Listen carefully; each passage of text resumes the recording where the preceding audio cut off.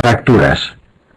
A continuación se exponen los datos más relevantes de las diferentes fracturas, sus particularidades y su tratamiento, siguiendo un orden regional anatómico que se inicia en la cintura escapular, se continúa por los miembros superiores, pelvis y miembros inferiores.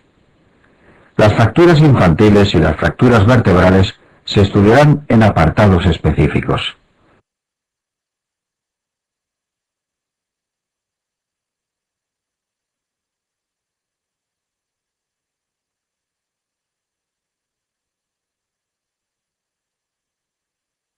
La clavícula se fractura habitualmente por un traumatismo indirecto, en caídas sobre la extremidad superior y raramente por traumatismos directos. La localización más frecuente es el tercio medio.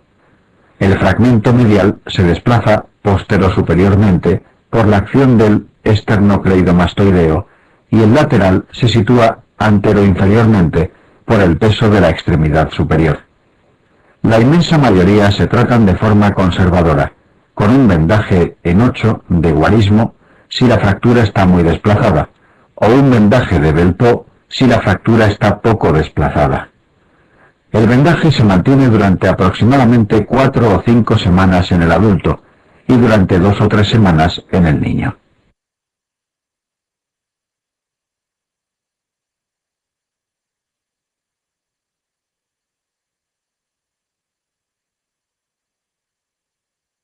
La complicación de las fracturas de clavícula es la consolidación en mala posición, cuyas repercusiones son casi exclusivamente de tipo estético, aunque en ocasiones puede ocasionar una compresión crónica del plexo braquial a su paso bajo la clavícula.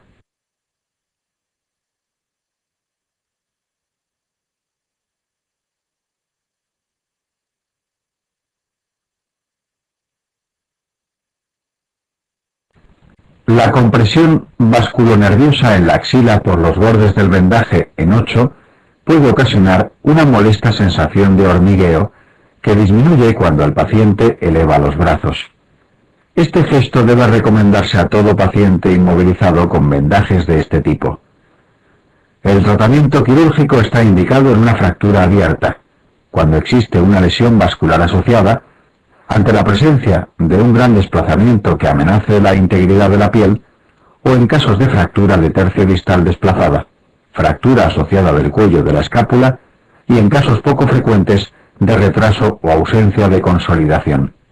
La cirugía también puede estar indicada en fracturas bilaterales y en pacientes politraumatizados.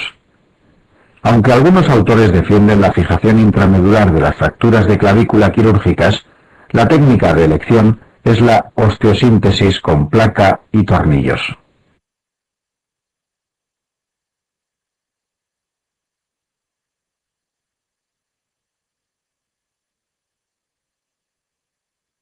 El vendaje en 8 puede realizarse con venda elástica o estar fabricado con tela y cintas con velcro que permiten ajustar la tensión y una mejor higiene.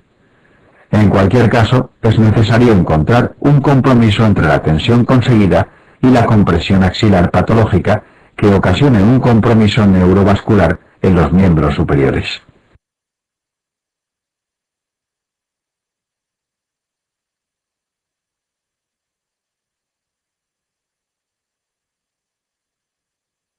Las fracturas de la escápula son poco frecuentes. Las fracturas del cuerpo de la escápula, radiografía de la izquierda de la radiografía, suelen deberse a traumatismos de alta energía. La escápula forma parte de la articulación escápulo-torácica y las fracturas del cuerpo se asocian en ocasiones con fracturas costales y lesiones pulmonares traumáticas. De hecho, cuando se diagnostica una fractura del cuerpo de la escápula, lo más importante es descartar la presencia de lesiones torácicas y pulmonares asociadas. De las fracturas del cuerpo de la escápula es ortopédico mediante inmovilización con vendaje tipo Belpeau o cabestrillo. Las fracturas de acromion se tratan de forma quirúrgica cuando están desplazadas.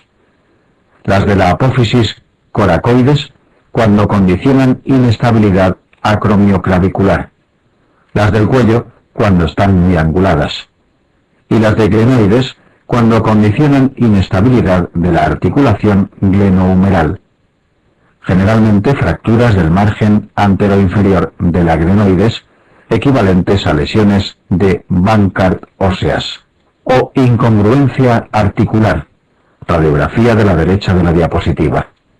Las fracturas de escápula pueden, en casos contados, asociarse a lesiones del plexo braquial o del nervio supraescapular.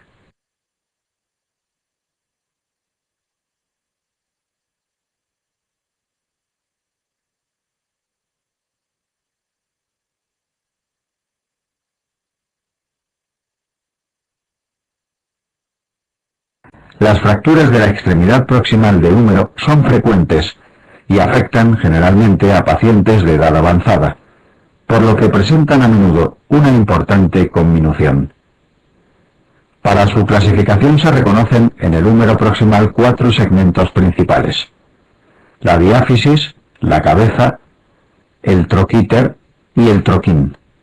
La clasificación de Neer distingue entre fracturas no desplazadas, espacio interfragmentario menor de 1 centímetro y angulación menor de 45 grados, fracturas desplazadas en 2, 3 o 4 fragmentos, fracturas con impactación de la cabeza, fracturas con división de la cabeza, head splitting y fracturas luxaciones.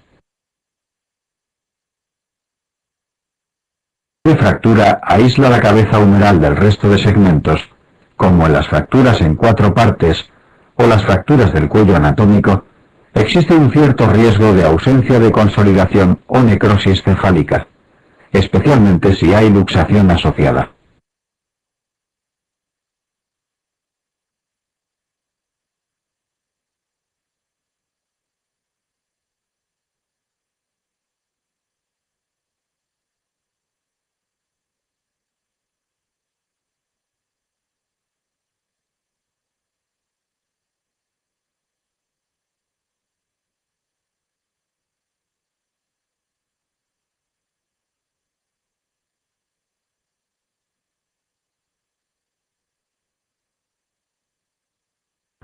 A las 48 horas suele haberse establecido un hematoma característico de las fracturas de húmero proximal que ocupa la cara medial del brazo y lateral del tórax, equimosis de Ennequin, y ante el cual no es necesaria ninguna medida específica. Es conveniente advertir de esta situación al paciente y a sus familiares para evitar su alarma y preocupación sobre una fractura en el codo.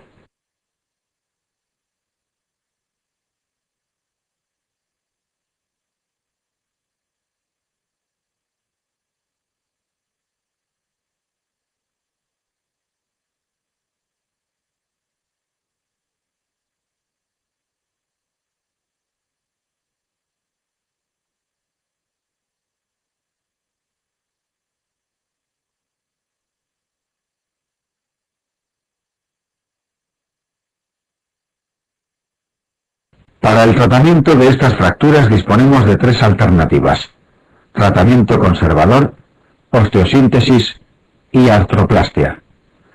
El tratamiento conservador está especialmente indicado en las fracturas no desplazadas.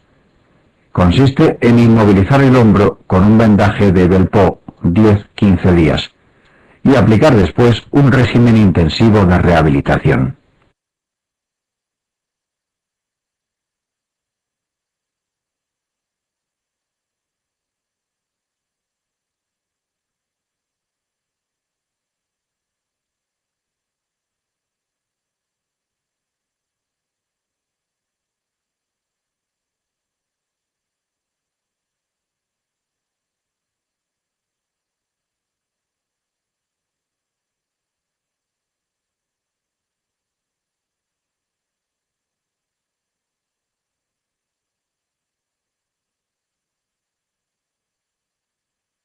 Está indicada en aquellas fracturas que sean irreconstruibles o presenten un riesgo elevado de necrosis cefálica. Son indicaciones de artroplastia las fracturas con impactación o división de la cabeza, las fracturas en 4 partes o con minutas, y las fracturas en 3 partes o del cuello anatómico si existe luxación asociada. La reducción abierta con osteosíntesis está indicada en las fracturas en 2 partes y 3 partes, aunque en pacientes de edad avanzada, algunos autores recomiendan tratar las fracturas en 3 partes y las del cuello anatómico con artroplastia en pacientes de edad avanzada.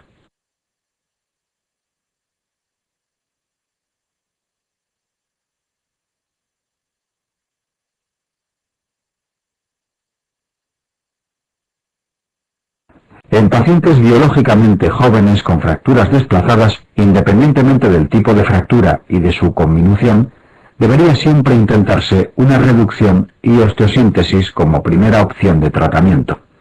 La osteosíntesis puede realizarse con agujas de Kirchner percutáneas asociadas a vendajes de Velpeau, clavos intramedulares flexibles, clavos intramedulares rígidos bloqueados o placas con tornillos. El resultado funcional, tanto de la osteosíntesis como de la artroplastia, depende en gran medida de que las tuberosidades, troquíter y troquín, consoliden y lo hagan en buena posición. La explicación de las fracturas de húmero proximal es la limitación de la movilidad del hombro. Por esta razón cobra tanto interés en su tratamiento la rehabilitación intensa. De hecho, en fracturas conminutas de pacientes con edad avanzada y escasa demanda funcional, existen partidarios de ignorar conscientemente la fractura. Skillful neglect. Administrar analgésicos y recuperar la movilidad del hombro sin recurrir a osteosíntesis o prótesis que conceptualmente pueden ser el tratamiento de elección, pero que funcionalmente pueden proporcionar resultados inferiores.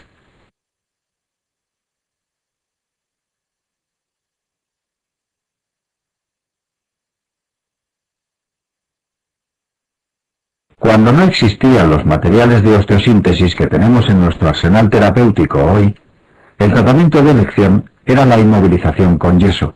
El yeso se colocaba en abducción del brazo para una mejor aposición de los fragmentos. Estos yesos debían dejar el codo libre en las primeras 4 semanas para evitar su rigidez.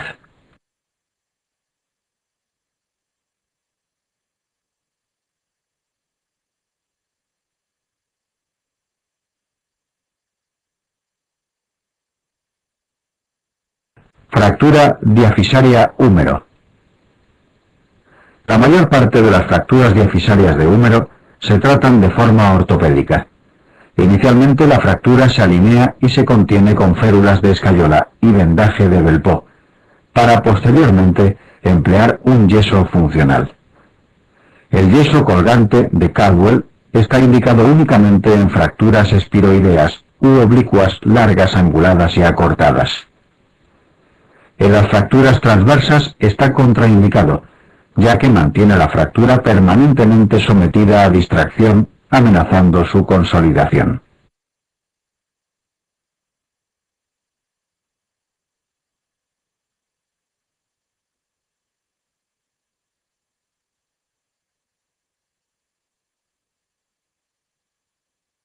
Fracturas transversas inestables. Las fracturas bifocales y las transversas inestables se consideran quirúrgicas. Una indicación relativa de tratamiento quirúrgico es la fractura transversa de tercio medio en paciente joven, que puede tratarse de forma conservadora, pero que precisa un seguimiento muy estrecho para detectar y corregir su desplazamiento. También puede considerarse indicación relativa de cirugía la obesidad extrema, que dificulta el control de la fractura con yeso y vendaje por el volumen de las partes blandas del brazo y el tronco.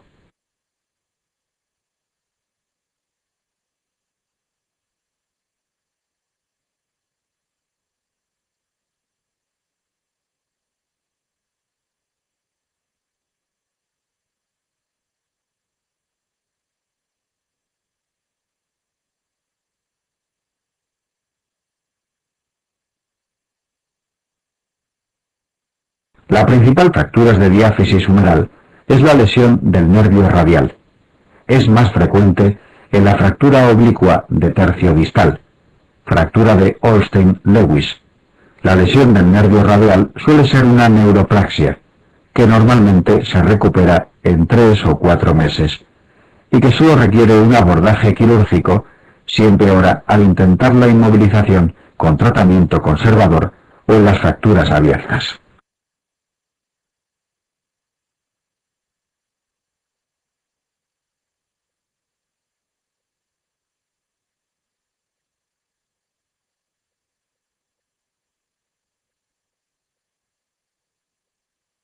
Las fracturas de la extremidad distal del húmero pueden clasificarse en tres grandes grupos: fracturas supracondíleas o supraintercondíleas del húmero distal, fracturas de paleta humeral, fracturas del cóndilo humeral y fracturas de epicóndilo o epitróclea.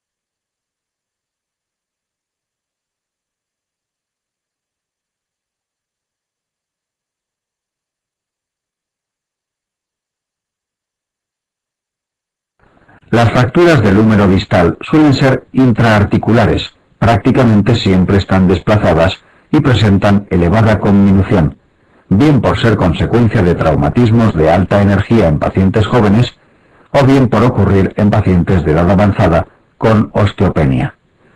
El tratamiento de elección es la reducción abierta anatómica y la osteosíntesis con dos placas, medial y lateral, lo suficientemente estable como para permitir iniciar la rehabilitación de la movilidad del codo de forma inmediata.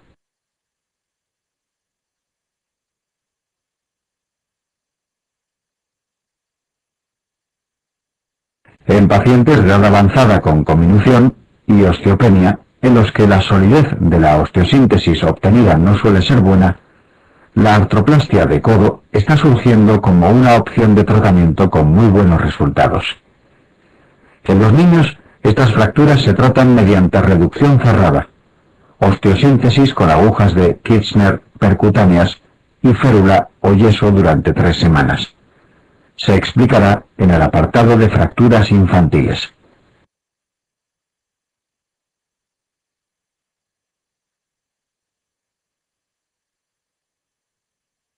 Las principales complicaciones de las fracturas del húmero distal del adulto son la rigidez, con o sin osificación heterotópica subyacente, la ausencia de consolidación, la artrosis postraumática y la neuropatía cubital. Como variantes de estas fracturas debemos mencionar que el cóndilo humeral puede sufrir una fractura osteocondral, fractura de Kocher-Lorenz, o fracturarse todo el cóndilo, fractura de Hahn-Steinhall. Debe intentarse la reducción abierta y osteosíntesis de la fractura, pero a veces, sobre todo en las primeras, no es técnicamente posible y debe optarse por la extirpación del fragmento y movilización precoz.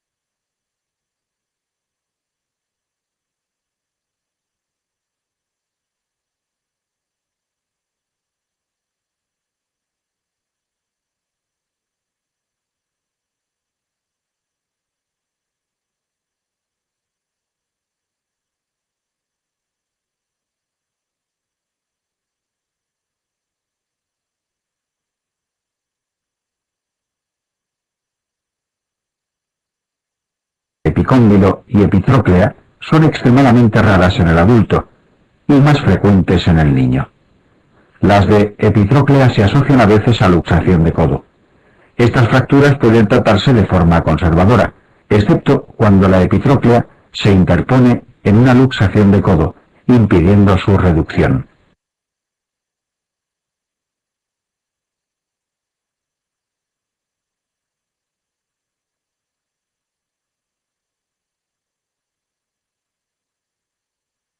Las fracturas de la cabeza del radio suelen producirse en caídas sobre la palma de la mano. El paciente refiere dolor y limitación de la movilidad en el codo.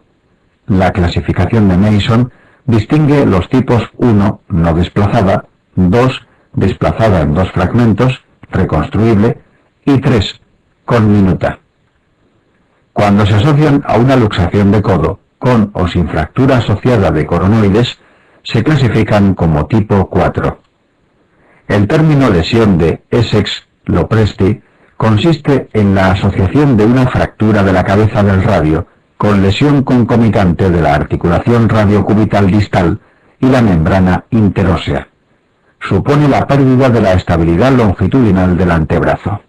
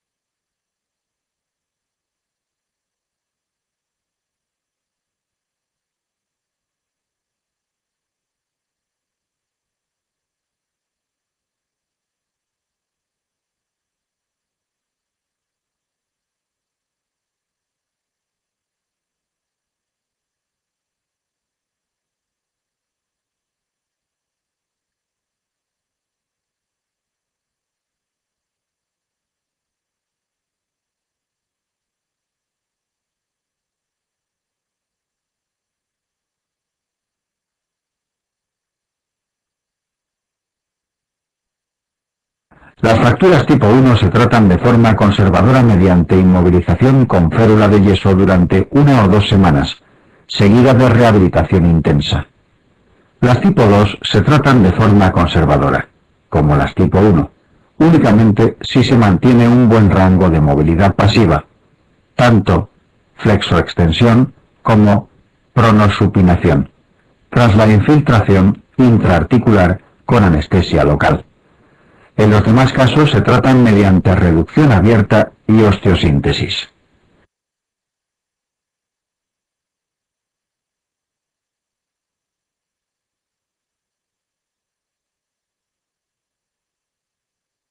En las tipo 3 aisladas, sin luxación de codo o lesión de Essex-Lopresti asociada, puede intentarse la osteosíntesis si el grado de conminución lo permite, o de lo contrario, la extirpación de la cabeza del radio. Por el contrario, en los casos asociados a inestabilidad, luxación de codo tipo 4 o lesión de Essex-Lopresti, la participación de la cabeza del radio en el mantenimiento de la estabilidad es crítica, por lo que se debe intentar la realización de una osteosíntesis o, si la complejidad de la fractura no lo permite, sustituir la cabeza del radio por una prótesis metálica de cabeza del radio.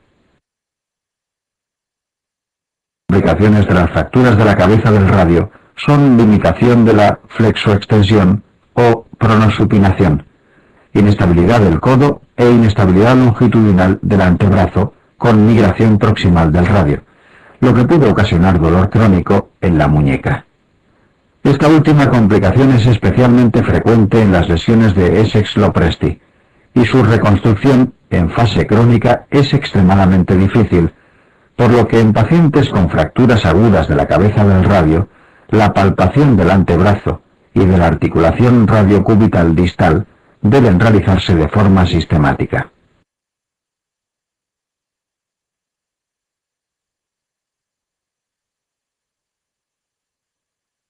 La fractura de la diáfisis de ambos huesos del antebrazo en el adulto siempre recibe un tratamiento quirúrgico. Si no se restablece de forma anatómica la morfología curva recíproca de ambos huesos, no puede recuperarse la pronosupinación. La osteosíntesis de ambas diáfisis se realiza colocando en cada una de ellas una placa con tornillos.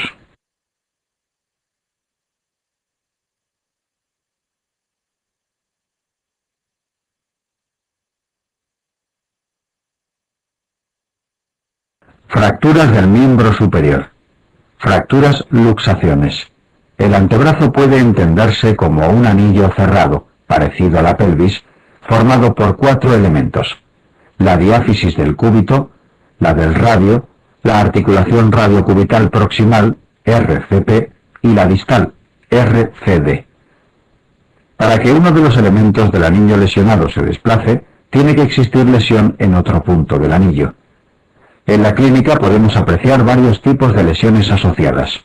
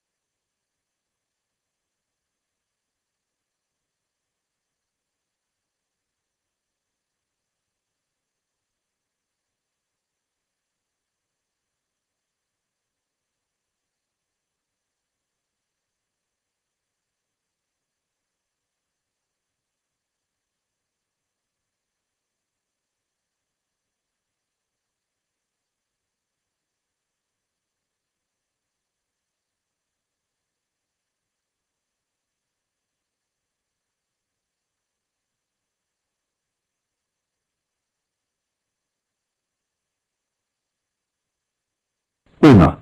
Fractura aislada de la diáfisis cubital. Fractura del bastonazo. Se produce cuando generalmente, en una agresión, el paciente se protege con el borde cubital del antebrazo de un golpe dirigido a la cabeza. El impacto fractura el cúbito sin lesionar ninguna de las otras 3 estructuras mencionadas, siendo por lo tanto el desplazamiento menor. El antebrazo es estable, se ha roto el anillo en un solo punto, y la fractura puede tratarse de forma conservadora con yeso braquial, seguido de yeso funcional.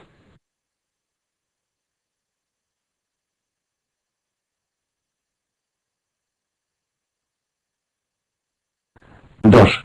Lesión de Monteggia. Fractura de la diáfisis cubital proximal asociada a luxación de la RCP, cabeza del radio. En el adulto, esta lesión requiere reducción anatómica de la diáfisis cubital y osteosíntesis con placa y tornillos. La cabeza del radio generalmente se reduce una vez estabilizada la diáfisis cubital, si bien conviene la inmovilización provisional del antebrazo con férula de escayola hasta que cicatricen las partes blandas de la articulación. Esta fractura luxación se asocia característicamente a lesión del nervio interóseo posterior, rama profunda del nervio radial.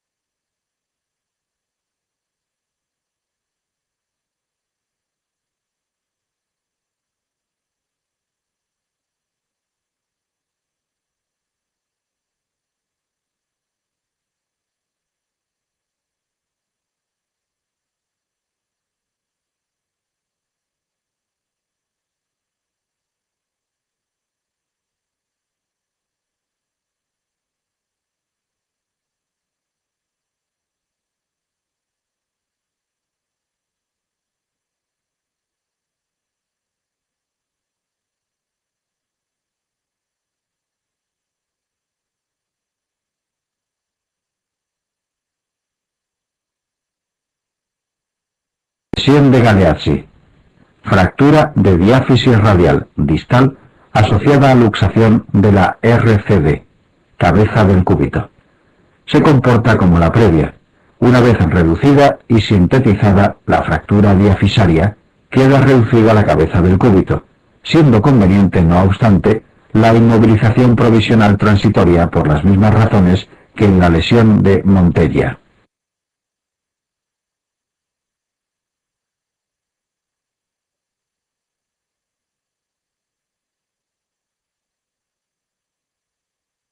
En la radiografía de la izquierda de la diapositiva se muestra la imagen radiológico típico de una fractura luxación de Galeazzi, con la fractura del radio y la luxación de la RCD. En las radiografías de la derecha encontramos una fractura luxación de Montella, tratada mediante reducción del cúbito y su osteosíntesis con una placa y tornillos. Se observa cómo una vez reducida y tratada la fractura, la luxación se ha reducido sin necesidad del abordaje quirúrgico.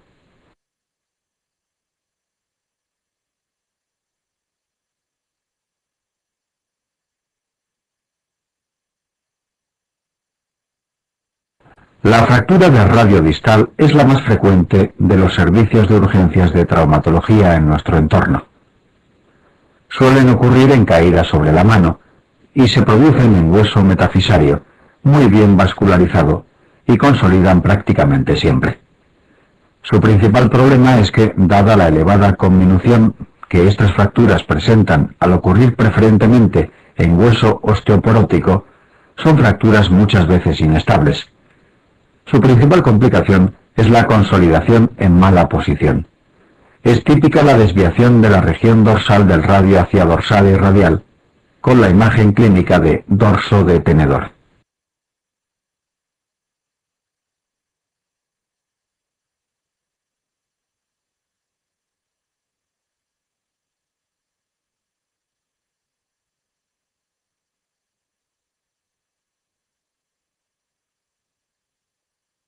Dependiendo del trazo de fractura y la posición del fragmento distal, se distinguen varios tipos.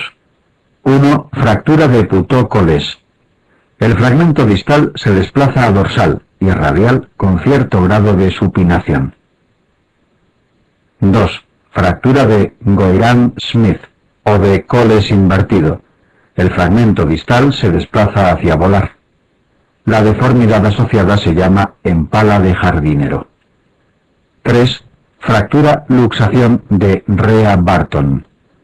La fractura desprende el margen dorsal, fractura de Barton propiamente dicha, o volar, fractura de Barton invertida, que se subluxa acompañado del carpo. 4. Fractura de Hutchinson o del Schoeffer, fractura de la estiloides radial.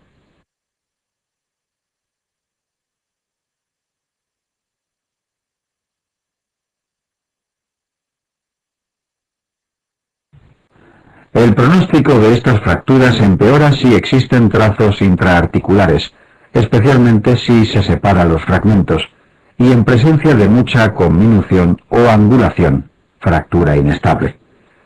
En las fracturas tipo Coles se suele intentar una reducción cerrada bajo anestesia local intrafoco y contención con yeso, realizando controles radiológicos periódicos hasta la consolidación de la fractura, 6 semanas, para detectar cualquier pérdida de reducción.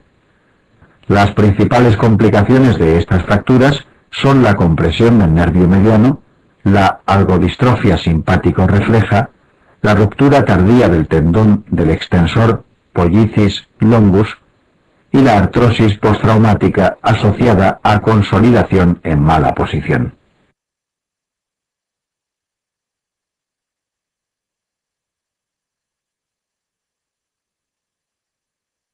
Si la fractura se desplaza de nuevo perdiendo la reducción inicial, la remanipulación y nueva inmovilización con yeso suele ser insuficiente, por lo que hay que proceder a la estabilización con agujas de Kirchner, fijador externo o placas con tornillos. En ocasiones el defecto trabecular se remina con injerto o algún sustitutivo óseo con capacidad de soporte estructural, fundamentalmente algunas cerámicas o cementos óseos remodelables. Las fracturas de alta energía del paciente joven y las fracturas de Smith, Barton y Hutchinson con frecuencia requieren reducción abierta y osteosíntesis. En la diapositiva se aprecia la imagen de radioscopia en quirófano correspondiente a una reducción de una fractura de radio distal utilizando agujas de Kirschner.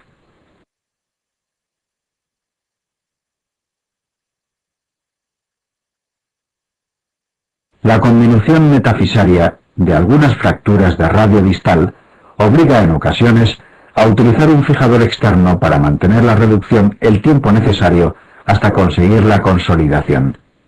De lo contrario, el colapso metafisario y la consolidación viciosa no permitirían una restauración de la anatomía del radio distal.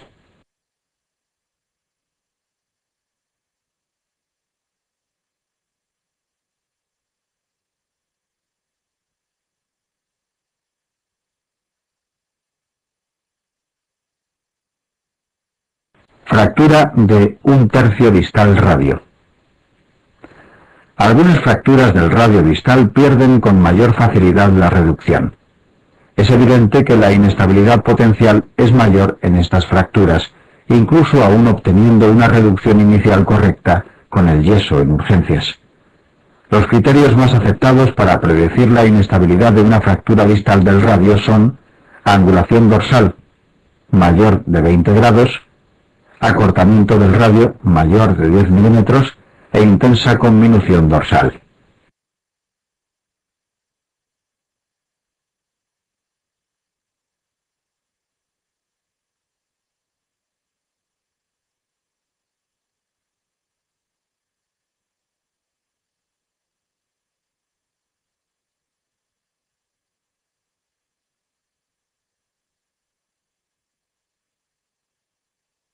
Las fracturas de radio distal más frecuentes presentan deformidad hacia dorsal y radial del fragmento fracturado, coles.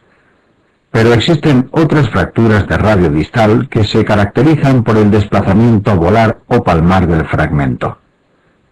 La peculiaridad del desplazamiento palmar es la inestabilidad intrínseca de estas fracturas. La fractura de Goyrand-Smith, coles invertido, y la fractura luxación de Rea-Barton, fractura del margen volar del radio con desplazamiento acompañante del carpo, se encuentran entre estas fracturas inestables que requieren cirugía para su estabilización y reducción anatómica.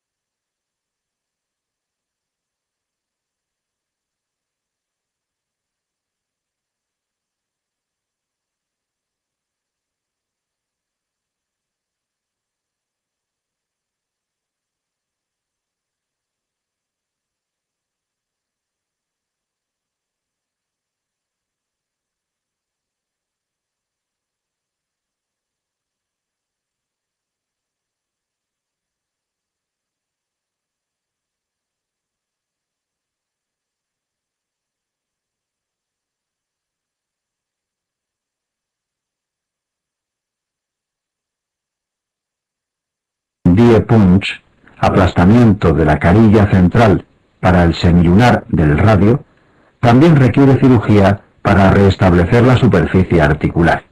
La fractura de Hutchinson o del Schofer, estiloides radial, suele precisar también cirugía por la compleja reducción ortopédica y su inestabilidad, pérdida de reducción.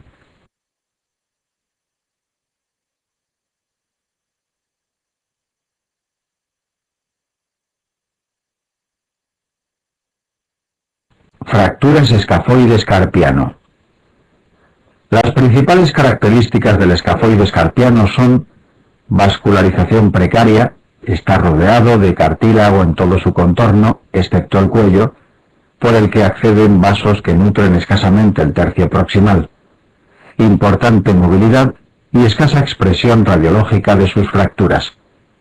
Como se aprecia en la imagen de la diapositiva, el escafoide suele fracturarse en pacientes jóvenes que sufren una caída sobre el talón de la mano, forzando la extensión de la muñeca.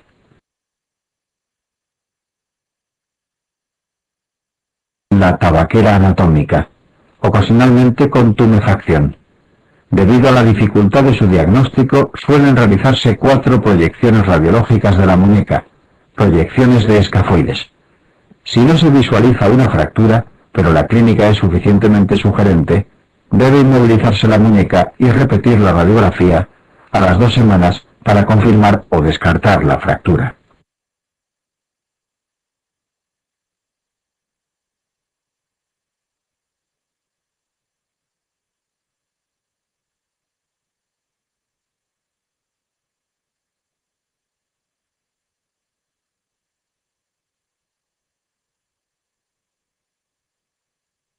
Si se visualiza una fractura de escafoides sin desplazar, es necesaria la inmovilización con escayola, incluyendo el primer dedo durante 2 o 3 meses. En las fracturas desplazadas de escafoides carpiano, con un riesgo elevado de ausencia de consolidación o consolidación en mala posición, se recomienda el tratamiento mediante reducción y osteosíntesis, como se observa en la radiografía de la derecha, utilizando preferentemente tornillos que apliquen compresión y queden enterrados en posición subcondral, como los tornillos de Herbert Whipple.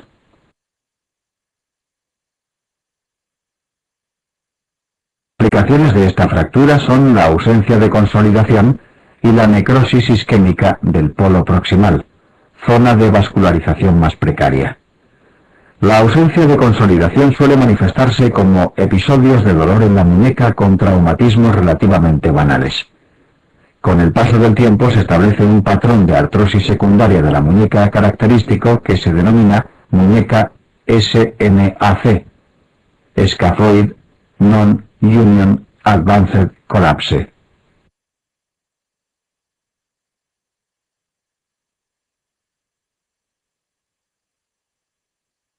El tratamiento de la ausencia de consolidación es quirúrgico y consiste en cruentar el foco de pseudoartrosis, insertar un injerto y estabilizar el foco con agujas o tornillo, inmovilizando posteriormente la muñeca con yeso.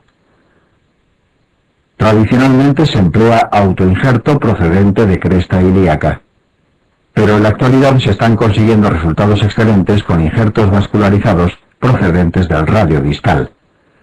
El tratamiento de la necrosis del polo proximal generalmente consiste en resecar el polo necrosado, aunque en ocasiones puede intentarse su revascularización con injerto. Cuando existen cambios degenerativos, pueden realizarse artrodesis parciales o totales de muñeca, pudiendo asociarse a resección de la apófisis estiloides del radio, estilodectomía, para descomprimir la articulación.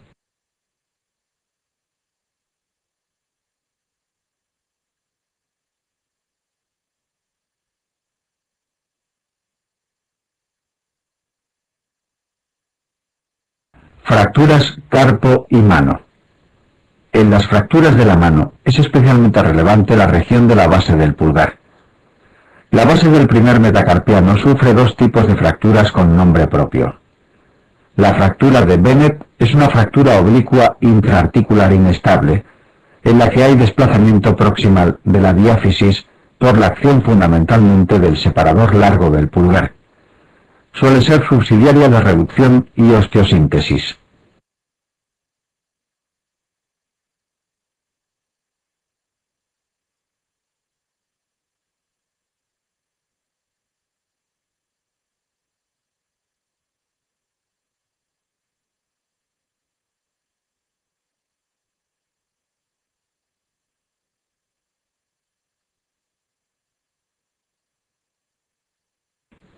La fractura de Rolando es intraarticular y conminuta pero sin desplazar, con lo cual es difícil la reconstrucción quirúrgica y suele optarse por el tratamiento ortopédico y movilización precoz.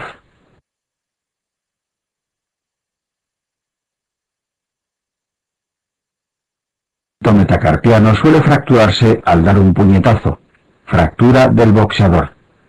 Una cierta angulación de esta fractura solo ocasiona alteraciones estéticas, por lo que habitualmente la fractura suele tratarse mediante reducción cerrada e inmovilización con yeso. Las fracturas diafisiarias de los metacarpianos suelen ser quirúrgicas cuando son inestables y están excesivamente anguladas o rotadas. Cuando se trata de fracturas de múltiples metacarpianos y en manos catastróficas, en las que es necesario un soporte óseo estable para reconstruir las lesiones restantes de los tendones, nervios y vasos.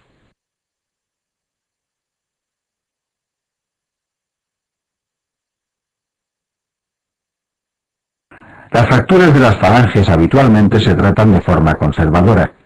Es importante comprobar que existe una correcta alineación en todos los planos. Para detectar la mala alineación rotacional, que puede ser difícil de valorar, debe comprobarse si en flexión las puntas de todos los dedos apuntan al tubérculo del escafoides. La principal complicación de las fracturas de los dedos es la rigidez. Por ello, resulta imperativo iniciar la movilidad de los dedos precozmente, a las 2 o 3 semanas, sin esperar a que radiológicamente se aprecie una consolidación completa de la fractura.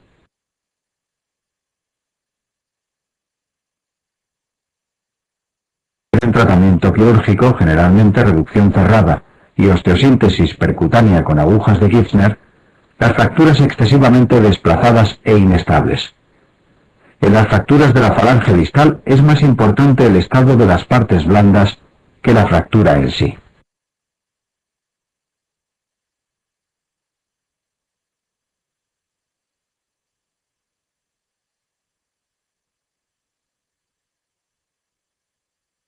Fracturas de ramas pélvicas.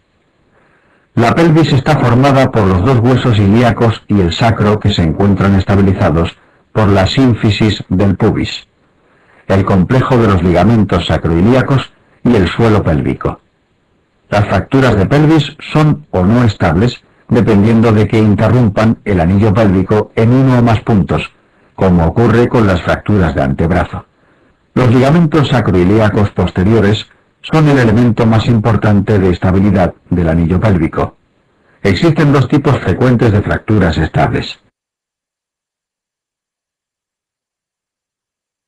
Pueden producirse avulsiones de las apófisis en las que se insertan los diferentes músculos. Sartorio en espina ilíaca anterosuperior, recto femoral en espina ilíaca anteroinferior, isquiotibiales en la tuberosidad isquiática, etc. Su tratamiento es conservador. Las fracturas de ramas pélvicas, iliopubiana e isquiopubiana, como se aprecia en la diapositiva, que sufren los pacientes de edad avanzada en caídas al suelo, son también subsidiarias de tratamiento conservador, que suele consistir en la administración de analgésicos, el reposo en cama durante unos días y el reinicio de la marcha con andador o bastones hasta que desaparecen los síntomas, generalmente 1 o 2 meses.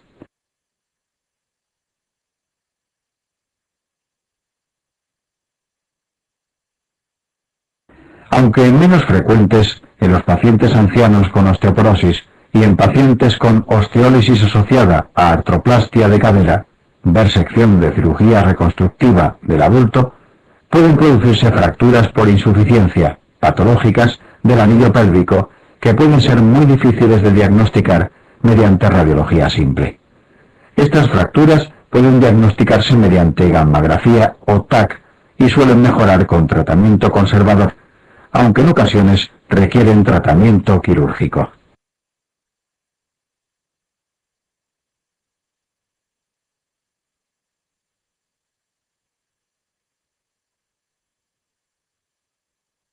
Las fracturas de alta energía que se producen en accidentes de tráfico de pacientes jóvenes suelen ser, por el contrario, inestables en el plano mediolateral, por lesión de la pelvis anterior y ligamentos sacroilíacos anteriores, y además pueden serlo en el plano vertical si se lesionan los ligamentos sacroilíacos posteriores.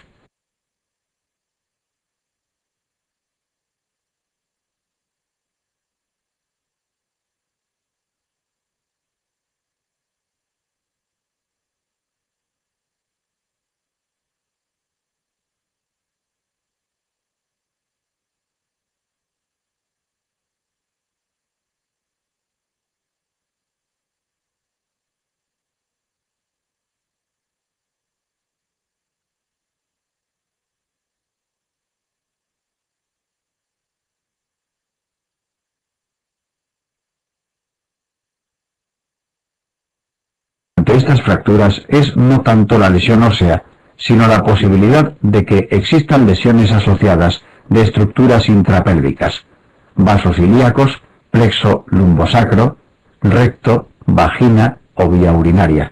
La mortalidad oscila entre el 10-20%. Suele tratarse de pacientes politraumatizados.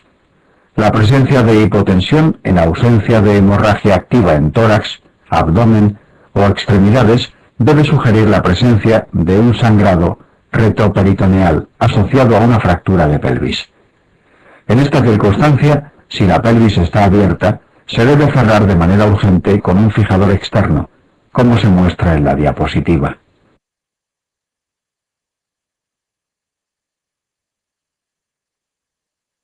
Deben sondarse antes de comprobar que la orina no es hemática y que no existe sangre en el meato urinario, debido a la elevada frecuencia de lesiones uretrales asociadas.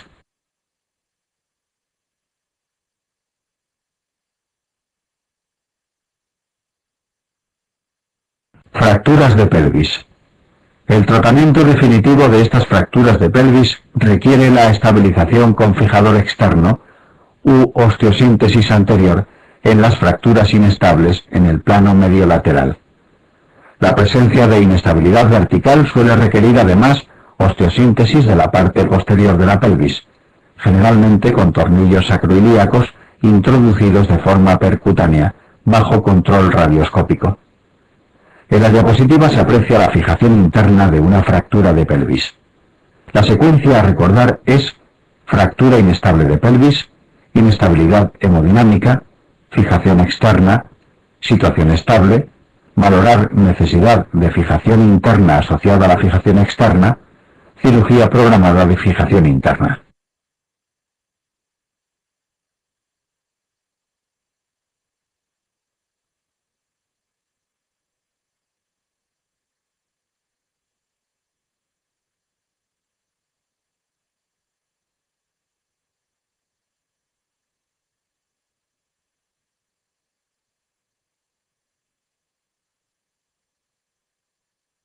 En el esqueleto óseo del acetábulo se distinguen una columna anterior, pubis y parte anterior del ilion, y una columna posterior, isquion y parte posterior del ilion, que se disponen en forma de Y invertida, convergiendo en la zona superior o techo.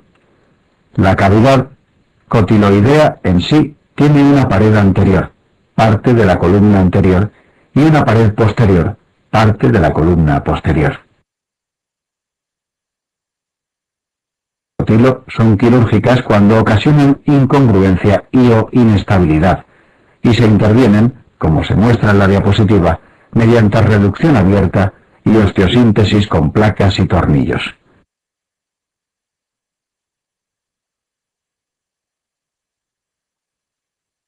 El acetábulo suelen producirse en traumatismos de alta energía y se asocian con cierta frecuencia a luxaciones de la cabeza femoral. Su correcta valoración requiere proyecciones radiológicas anteroposteriores de pelvis, oblicua alar y oblicua obturatriz, las dos proyecciones oblicuas de Judet. La clasificación de Judet distingue entre fracturas simples de pared anterior, columna anterior, pared posterior, columna posterior y transversa, y complejas, combinaciones variadas de los tipos simples.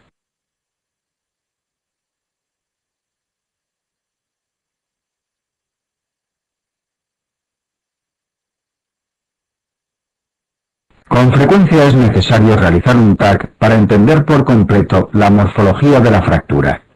La TAC es imprescindible si se opta por tratar la fractura de forma quirúrgica para la planificación preoperatoria. Las fracturas del acetábulo son fracturas intraarticulares de un segmento del esqueleto que soporta la carga del organismo. Por lo tanto, solo se tratan de forma conservadora, tracción esquelética femoral. Las fracturas no desplazadas, siempre que la distancia interfragmentaria sea menor de 2 milímetros.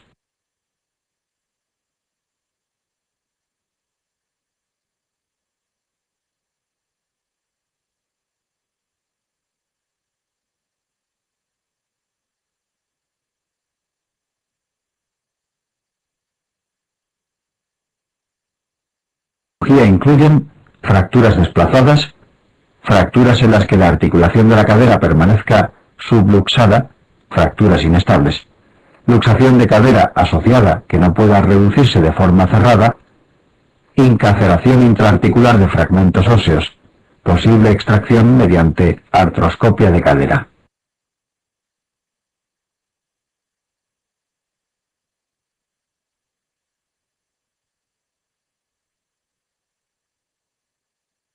La osteosíntesis de las fracturas de cotilo es técnicamente muy compleja. Lo ideal es que la realicen cirujanos con especial dedicación a esta patología. Requiere abordajes extensos, como se aprecia en la diapositiva, y en ocasiones la combinación de dos abordajes. Los resultados finales están directamente relacionados con la calidad de la reducción obtenida en la cirugía. Las principales complicaciones que pueden presentarse son osificación heterotópica, que puede tratar de prevenirse con indometacina o radioterapia local después de la cirugía, y la aparición de una artrosis postraumática.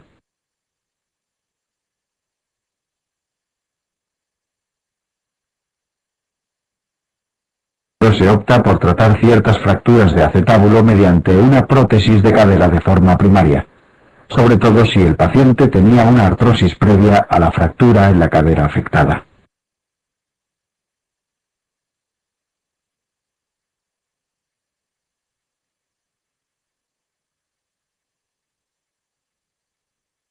Fracturas de cadera.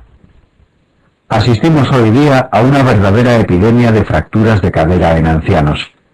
La mayor esperanza de vida y la ingesta creciente de somníferos y tranquilizantes entorpecen la marcha y hacen a los ancianos más propensos a las caídas accidentales. Después de las fracturas de radio distal, las fracturas de cadera son las más frecuentes en nuestras unidades de urgencias. Las caderas son muy frecuentes en pacientes de edad avanzada que desarrollan con facilidad complicaciones derivadas de un encamamiento prolongado, escaras por presión, trombosis venosa profunda, neumonía, etc.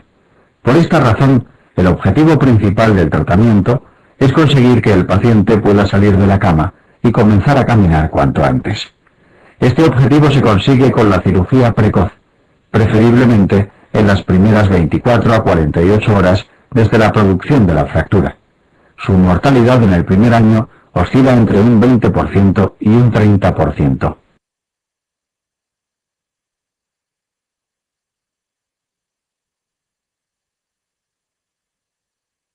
Existen dos grandes tipos de fracturas de fémur proximal, cuyas características se recogen en la tabla de la diapositiva.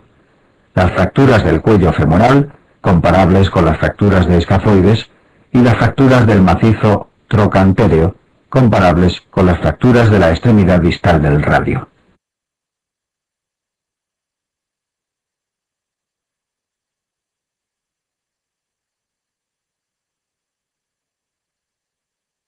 Cuello femoral, fracturas subcapitales o intracapsulares, ocurren en una zona de vascularización precaria. La cabeza femoral se nutre fundamentalmente a expensas de vasos endostales y sobre todo de las arterias que discurren en la cortical superolateral del cuello. Con la fractura, especialmente si es desplazada, la vascularización del foco y de la cabeza se ven comprometidas. Por lo tanto, estas fracturas plantean un problema fundamentalmente biológico y pueden presentar básicamente dos complicaciones: necrosis isquémica de la cabeza femoral y ausencia de consolidación.